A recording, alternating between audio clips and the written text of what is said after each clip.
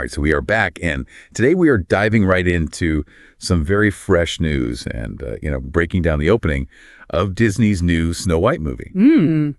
And we have got this piece from MovieWeb that just came out a couple hours ago, and they're looking at, the early box office number, the way that audiences are reacting, and what we really want to unpack for you is how this opening stacks up.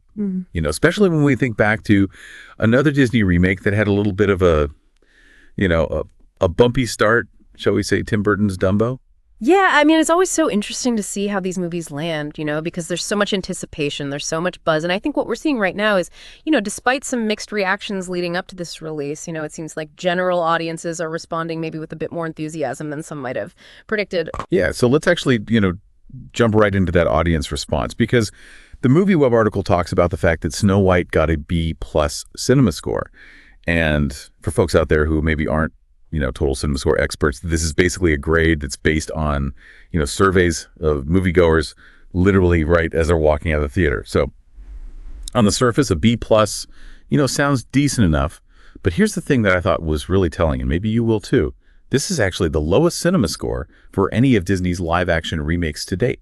That's a really crucial point to start with, I think, because when you look at how audiences have graded these remakes in the past, the bar's been pretty high. Even films that maybe weren't considered like runaway successes, like the two Alice in Wonderland films we have, Dumbo, and even the relatively recent Mufasa. The Lion King, all of those secured an A cinema score. So this B+ does suggest, maybe a slightly less enthusiastic initial response. Yeah, slightly less enthusiastic maybe. So let's look at the box office numbers, because that's always a huge part of this conversation, right? The article says that Snow White took in $16 million on its opening day. Right, and this is where the article kind of points to it's a small victory, but it's still a victory. That $16 million opening Friday is actually a little bit higher than the $15 million that Dumbo earned on its opening Friday back in 2019. So at least right out of the gate, Snow White is performing a little bit better than one of the remakes that's, often brought up as a disappointment. Interesting. So then that brings us to the projected opening weekend gross. So Snow White right now is on track to make about $45 million over its first 3 days in theaters.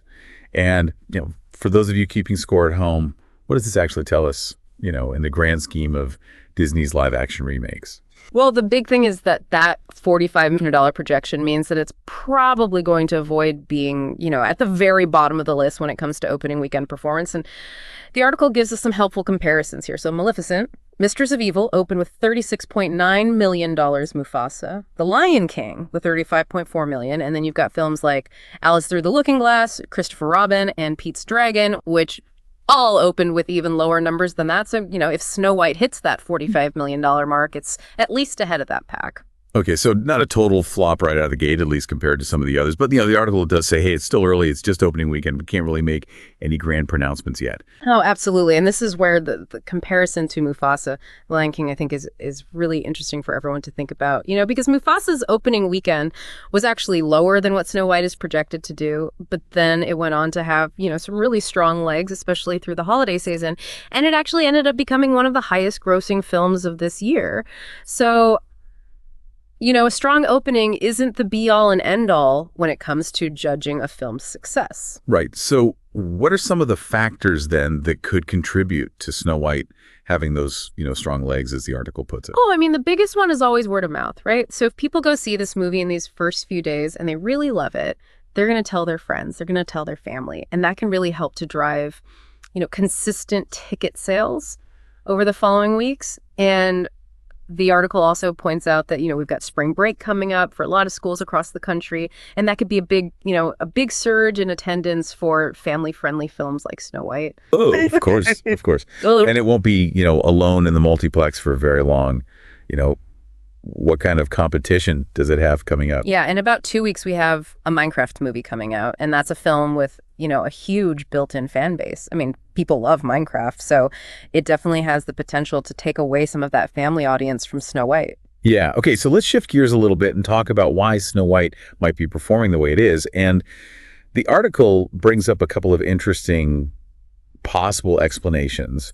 And one that it pretty much throws out the window is this idea that any, underperformance is because of this kind of woke argument that some folks have been making. Yeah, the article's very clear about that. They say Those claims are pretty baseless. There's not a lot of evidence to back them up, and they really don't, put a lot of stock in attributing the box office results to those sorts of criticisms that were kind of floating around before the movie came out. Right. So instead, they point to something else, the age of the source material. Yeah. Both the animated Snow White from way back in 1937 and Dumbo, which came out over 80 years ago at this point. Those are both, really early animated features, and they were also both relatively short films. Yeah, that's a really fascinating point, I think, because you're not just talking about beloved classics. You're talking about products of a totally different era of filmmaking, right? So what worked in a really concise, under 90-minute animated film back in the late 1930s might not translate perfectly into a live-action movie that's over 2 hours long in, the 2020s. So trying to modernize them in terms of, their length and the complexity of their stories, that can be a real challenge. Yeah, absolutely. And this brings us to the comparisons with other Disney remakes. Yeah. And the article draws a pretty clear line between, the huge success of those remakes that came from the Disney Renaissance era. Yeah. Think about like Beauty and the Beast, Aladdin, The Lion King. All of those movies sailed past $1 billion at the box office. Right. And what seems to be happening, and this is something I think is, really worth noting, is that there seems to be a bit of a pattern emerging based on which era of Disney animation these remakes are based on. The films that came from those pre-Renaissance classics like Cinderella and Maleficent, those were successful, but they didn't reach those, astronomical billion-dollar heights. And then you have those pre-Renaissance remakes that were more commercially disappointing, like Dumbo and Christopher Robin. Right. And the article suggests that, maybe this kind of prompted a shift in Disney's strategy overall, because then we saw adaptations of other pre-Renaissance films like Lady and the Tramp, Pinocchio, and Peter Pan, and Wendy. Those all went straight to Disney+. Yeah, and I think that's a really sharp observation because it does seem to suggest that maybe Disney realized, okay, maybe there isn't quite the same level of audience demand for seeing these really early films reimagined in live action on the big screen. Maybe they're better suited for streaming, so they decided to save those big theatrical releases for the adaptations of films like, The Little Mermaid, which comes from that later animation period that was, so commercially successful. Right. So with all of that in mind, what were Disney's expectations likely for Snow White? This is their very first animated film ever. It's, a foundational princess story. You would think that it would almost be guaranteed to be a massive hit. Absolutely. And the article kind of suggests that, Disney was probably banking on that, that historical significance, that iconic status of Snow White. They thought that would really bring people in. But I think the point they make about the overwhelmingly positive response to the trailer for the Lilo and Stitch remake is really telling here, because it suggests that maybe audiences today have a much stronger connection to and more excitement for seeing those, more recent animated classics get the live action treatment compared to these very early Disney films. It's almost like the films that a lot of, current moviegoers grew up with themselves, those are the ones that have the most, immediate and powerful pull for them. It really makes you think about, the nature of nostalgia itself, doesn't it? And yeah. The article does give us a few more kind of specific details about this new Snow White movie for folks who are curious. Yeah, so it says that the release date is March 19th, 2025. So, the data we're looking at is right from its opening weekend.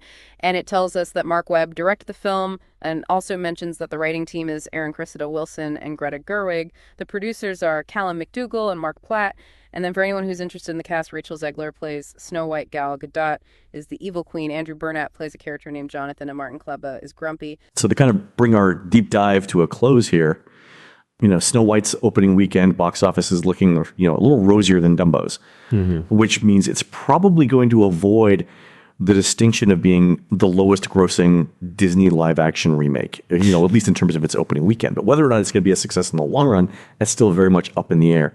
And I think, when we look at how it stacks up against all of these other Disney remakes, especially those that are based on those older films versus the more recent ones, it kind of paints a complicated picture, right?